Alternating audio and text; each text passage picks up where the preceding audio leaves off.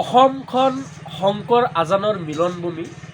এক শান্তিময় পৰিৱেশত কিছুমানে সস্তীয়া জনপ্ৰিয়তাৰ বাবে অসমখনত সংঘাতৰ সৃষ্টি কৰিছে। কিবা নামনি অসমৰ গোৱালপাৰাৰ জহিৰুল না কিবা এটা নাম আছে, মিয়া মঞ্চ বোলে তেওঁলোকৰ কিবা সংগঠন আছে, আৰু তেওঁলোকে মিয়া জিন্দাবাদ, মুখ্যমন্ত্ৰী জিন্দাবাদ দবনিৰে সৰু সৰু ল'ৰা ছোৱালী লৈ 10-12জনে মানে দবনি দি আছে। মই মুখ্যমন্ত্ৰী ডাঙৰীয়া আৰু অসম প্ৰশাসনক বিনম্ৰভাৱে আহ্বান জনাইছোঁ যে সস্তীয়া জনপ্ৰিয়তাৰ বাবে আৰু অসমখনক ভাগ ভাগ কৰাৰ যিসকলে ষড়যন্ত্ৰ কৰি আছে, এইসকলক অতি শীঘ্ৰে এৰেষ্ট কৰিব লাগে। অসমত কোনো মিয়া জনগোষ্ঠী নাই, যদি আছে আমি জাতি হিচাপে অসমীয়া, ধৰ্ম হিচাপে ইছলাম। গতিকে এই সংঘাত সৃষ্টি কৰা সকলে কিছুমানে কৈ আছে, স্বগোষ্ঠীয় নেতাসকলে কৈ আছে জনমত গঠন কৰিব মিয়া জনগোষ্ঠী চৰকাৰী স্বীকৃতিৰ বাবে।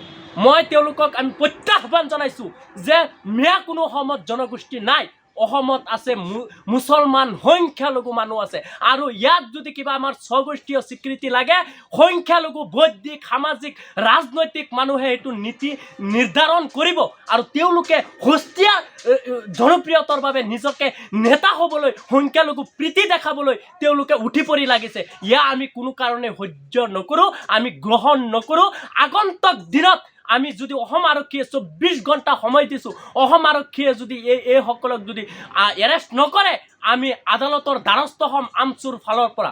গতিকে অসম চৰকাৰক মই আহ্বান জনাইছোঁ যে শান্তিৰ পৰিৱেশটো বিনষ্ট যিসকলে কৰি আছে, যিসকলে আৰম্ভণি কৰিছে এই মিয়া বিতৰ্কৰ, এইসকলে প্ৰতিজন মানুহক চিনাক্ত কৰি অসম আৰক্ষীয়ে কৰায়ত্ব কৰিব লাগে। অন্যথা আমি আমচুৰ ফালৰ পৰা এজাহাৰ দাখিল কৰিম, আদালতৰ দ্বাৰস্থ হ'ম।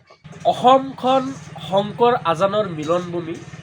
এক শান্তিময় পৰিৱেশত কিছুমানে সস্তীয়া জনপ্ৰিয়তাৰ বাবে অসমখনত সংঘাতৰ সৃষ্টি কৰিছে। কিবা নামনি অসমৰ গোৱালপাৰাৰ জহিৰুল না কিবা এটা নাম আছে, মিয়া মঞ্চ বোলে তেওঁলোকৰ কিবা সংগঠন আছে, আৰু তেওঁলোকে মিয়া জিন্দাবাদ, মুখ্যমন্ত্ৰী জিন্দাবাদ দবনিৰে সৰু সৰু ল'ৰা ছোৱালী লৈ 10-12জনে মানে দবনি দি আছে। মই মুখ্যমন্ত্ৰী ডাঙৰীয়া আৰু অসম প্ৰশাসনক বিনম্ৰভাৱে আহ্বান জনাইছোঁ যে সস্তীয়া জনপ্ৰিয়তাৰ বাবে আৰু অসমখনক ভাগ ভাগ কৰাৰ যিসকলে ষড়যন্ত্ৰ কৰি আছে, এইসকলক অতি শীঘ্ৰে এৰেষ্ট কৰিব লাগে।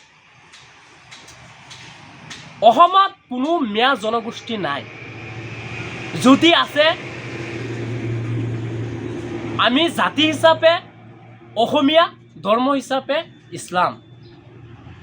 গতিকে এই সংঘাত সৃষ্টি কৰা সকলে কিছুমানে কৈ আছে, স্বগোষ্ঠীয় নেতাসকলে কৈ আছে জনমত গঠন কৰিব মিয়া জনগোষ্ঠী চৰকাৰী স্বীকৃতিৰ বাবে। মই তেওঁলোকক আমি প্ৰত্যাহ্বান জনাইছোঁ যে মিয়া কোনো অসমত জনগোষ্ঠী নাই, অসমত আছে মুছলমান সংখ্যালঘু মানুহ আছে, আৰু ইয়াত যদি কিবা আমাৰ স্বগোষ্ঠীয় স্বীকৃতি লাগে, সংখ্যালঘু বৈদিক সামাজিক ৰাজনৈতিক মানুহে এইটো নীতি নিৰ্ধাৰণ কৰিব, আৰু তেওঁলোকে সস্তীয়া জনপ্ৰিয়তাৰ বাবে নিজকে নেতা হ'বলৈ, সংখ্যালঘু প্ৰীতি দেখাবলৈ তেওঁলোকে উঠি পৰি লাগিছে। ইয়াৰ আমি কোনো কাৰণে সহ্য নকৰোঁ, আমি গ্ৰহণ নকৰোঁ। আগন্তুক দিনত আমি যদি অসম আৰক্ষীয়ে 24 ঘণ্টা সময় দিছোঁ, অসম আৰক্ষীয়ে যদি এইসকলক যদি এৰেষ্ট নকৰে, আমি আদালতৰ দ্বাৰস্থ হ'ম আমচুৰ ফালৰ পৰা। গতিকে অসম চৰকাৰক মই আহ্বান জনাইছোঁ যে শান্তিৰ পৰিৱেশটো বিনষ্ট যিসকলে কৰি আছে, যিসকলে আৰম্ভণি কৰিছে এই মিয়া বিতৰ্কৰ, এইসকলে প্ৰতিজন মানুহক চিনাক্ত কৰি অসম আৰক্ষীয়ে কৰায়ত্ব কৰিব লাগে। অন্যথা আমি আমচুৰ ফালৰ পৰা এজাহাৰ দাখিল কৰিম, আদালতৰ দ্বাৰস্থ হ'ম।